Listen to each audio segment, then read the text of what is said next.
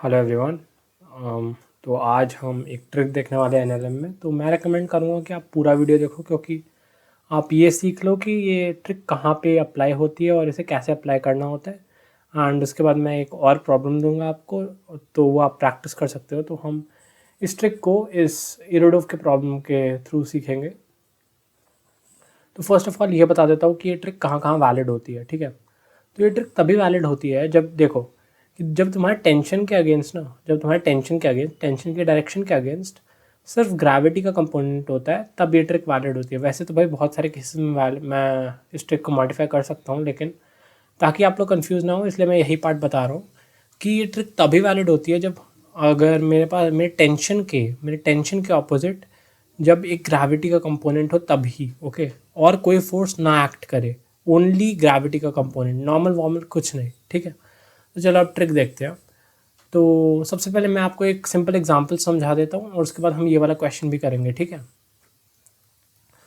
तो देखो, मान लो मेरे पास एक पुलिस सिस्टम है, समथिंग लाइक दिस, ठीक है। ये वाला ऐसे अटैच्ड है। अभी थोड़ा रफ डायग्राम बना रहा हूँ, ठीक है। और यहाँ पे मेरा एक और मूवेबल पुली है। यहाँ पे मेरे दो मासेस अटैच्ड है, ओके। एंड यहाँ पे भी मेरा एक और मास अटैच्ड है, ठीक है। तो इस वाले का मास m1 है, इस वाले का मास m2 है, इस वाले का मास m3 है, ठीक है। मान लो यहाँ पे जो टेंशन है वो अल्फा टाइम्स कैपिटल टी है, यहाँ पे जो टेंशन है वो बीटा टाइम्स कैपिटल टी है, यहाँ पे जो टेंशन है वो गामा टाइम्स कैपिटल टी है, ठीक है। और ये सारे जो पुलीज है वो मासलेस है। तो मैं सबसे पहले वही टेंशन्स कंसिडर करूँगा जो मासेस पे लग रहे हैं, ठीक है। तो यहाँ पे जो टी की वैल्यू आती है वो आती है, ध्यान से देखो formula, G times alpha plus beta plus gamma by alpha square by m1 plus beta square by m2 plus gamma square by m3। तो ये हमारा फॉर्मूला आ गया। अभी रुको, अभी फॉर्मूला ख़त्म नहीं हुआ है टोटल। तो ये देखो, यहाँ पे क्या आप नोटिस कर पा रहे हो कि ये जो टेंशन एंड एम जी हैं ये दोनों ऑपोजिट डायरेक्शंस में है, ठीक है। तो जब टेंशन और एम जी ऑपोजिट डायरेक्शन में हो तभी ये अल्फा या फिर बीटा या फिर गामा का साइन पॉजिटिव होता है। अगर वो सेम डायरेक्शन में हो ना, मान लो कि यहाँ पे लाइक मेरे पास कोई ऐसा केस है जहाँ पे टेंशन और ग्रेविटी दोनों सेम डायरेक्शन में है, ठीक है। तो वहाँ पे ये जो अल्फा होगा ना वो माइनस अल्फा हो जाएगा, ठीक है। तो यही मैं बताना चाह रहा था। तो हमने ट्रिक तो जानना कंप्लीट कर लिया है, तो अब हम इस क्वेश्चन पे प्रोसीड करते हैं। ये किरोडोव का क्वेश्चन है एंड यहाँ पे ना हमें ये ईटा जो है ये हमें दिया हुआ है कि ये ईटा ग्रेटर देन 1 है एंड यहाँ पे हमें इस ब्लॉक का एक्सेलरेशन डाउनवर्ड्स निकालना है, ठीक है। तो चलो ट्रिक देखते हैं, हम अपनी ट्रिक लगाते हैं।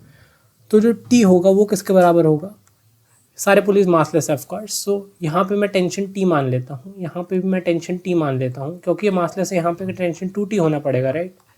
एंड यहाँ पे भी टेंशन 2t होना पड़ेगा, ओके फाइन। तो जो मेरा t होगा वो किसके बराबर होगा ये देख लेते हैं। सो जो मेरा t होगा वो बराबर होगा g टाइम्स 1+2।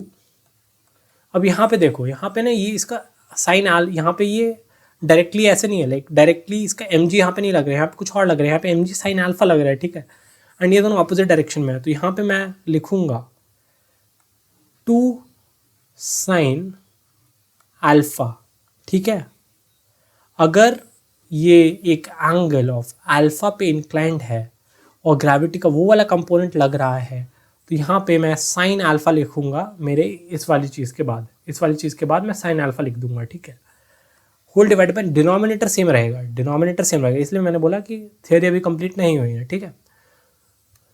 तो ये मेरा न्यूमरेटर आगे, डिनोमिनेटर सेम रहेगा, यानी 1 eta M plus 2 square which is 4/m। तो मेरी टेंशन की वैल्यू आ गई। तो चलो हम पूरी कैलकुलेशन कर लेते हैं। यहाँ पे स्पेस नहीं है ना, तो मैं ये मिटा दूँ, इसके नोट्स तुमने बना ही लिए होंगे, ठीक है। ये मिटा देता हूँ मैं।